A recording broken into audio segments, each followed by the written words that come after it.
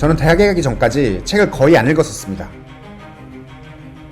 공부를 비교적 늦은 고등학교 1학년 말에 본격적으로 시작해서 고2, 고3 때는 공부에만 매달리느라 책 읽을 정신이 없었습니다. 그 이전에는 책 읽을 생각 자체를 해본 적이 없고요. 5분, 10분을 아껴가며 미친듯이 공부하다가 대학에 딱 와보니 갑자기 시간이 남아돌기 시작했습니다.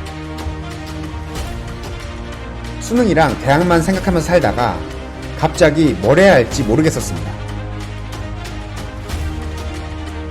소셜한 성격도 아니고 소심하기까지 해서 재밌게 노는 법도 몰랐습니다. 예능도 영화도 시들해질 때쯤 도무지 할 게 없어서 책을 읽기 시작했습니다. 재밌고 읽기 쉬운 소설부터 시작했습니다. 1권, 2권, 5권, 10권 계속해서 읽어나갔습니다. 새로운 세계였습니다.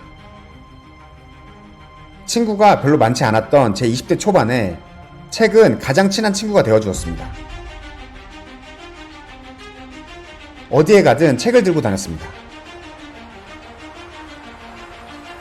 소설부터 시작해서 에세이, 인문학, 경영, 경제, 자기계발, 자서전, 평전 닥치는 대로 읽었습니다.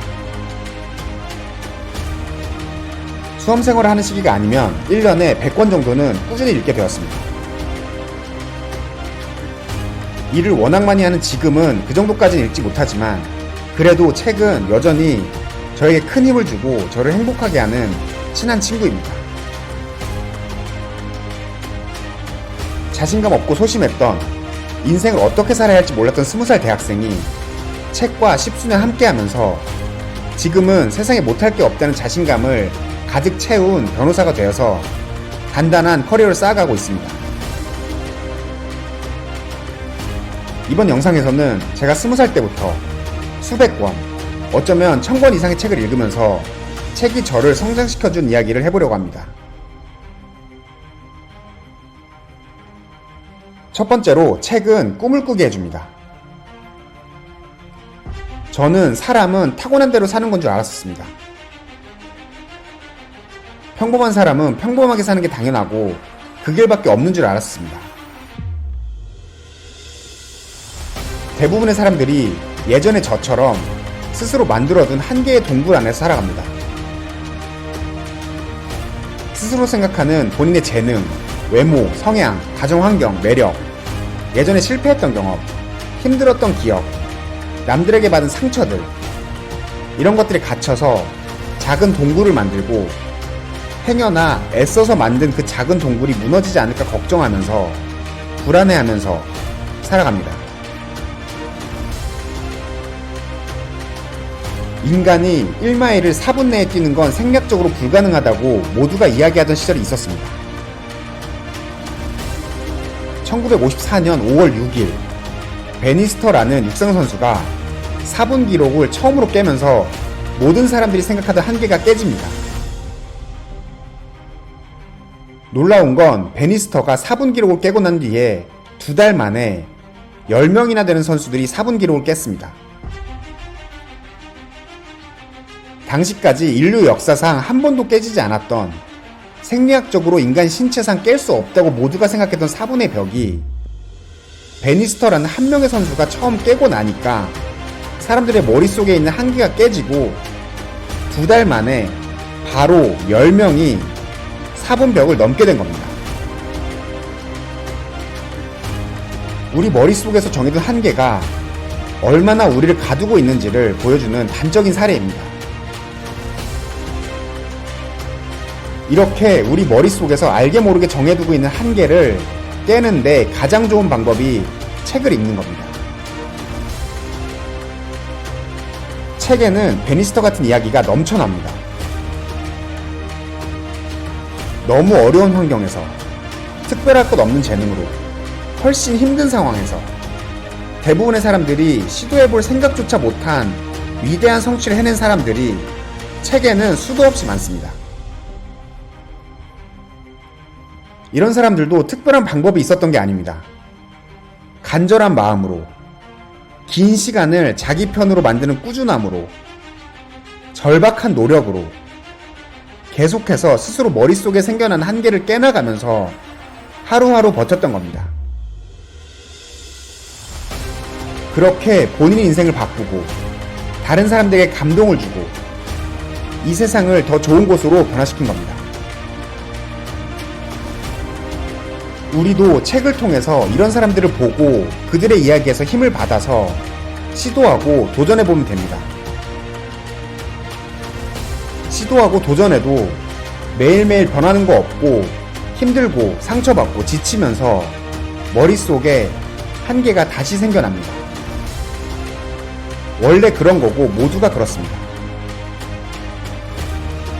그렇기 때문에 계속 책을 읽으면서 다시 힘을 내고 다시 도전하고 다시 깨지고 다시 일어나고 책 읽으면서 하루 더 버티고 또 매일매일 똑같지만 그렇게 1년, 3년, 5년 지나면서 성장하고 절대 못 해낼 것 같았던 성취들을 하게 되는 겁니다. 두 번째로 책에 꿈을 이루기 위한 방법이 모두 있습니다. 첫 번째 포인트로 말씀드렸던 대로 책을 통해서 꿈을 꾸고 목표를 정한 다음에는 책에서 그걸 어떻게 이뤄야 하는지 배워야 합니다. 어떤 꿈을 정하고 나서 그 꿈을 어떻게 이룰 수 있는지에 대해서 처음부터 아는 사람은 없습니다. 주변 사람들이 많이들 조언해주고 물론 그것들도 도움되는 경우도 있습니다. 하지만 대부분의 경우에 그들은 우리가 꾸는 꿈에 대해서 잘 모릅니다. 그들이 경험해보지 않았기 때문입니다. 경험해보지 않은 사람들의 이야기는 사실상 도움이 안 되는 경우가 대부분입니다.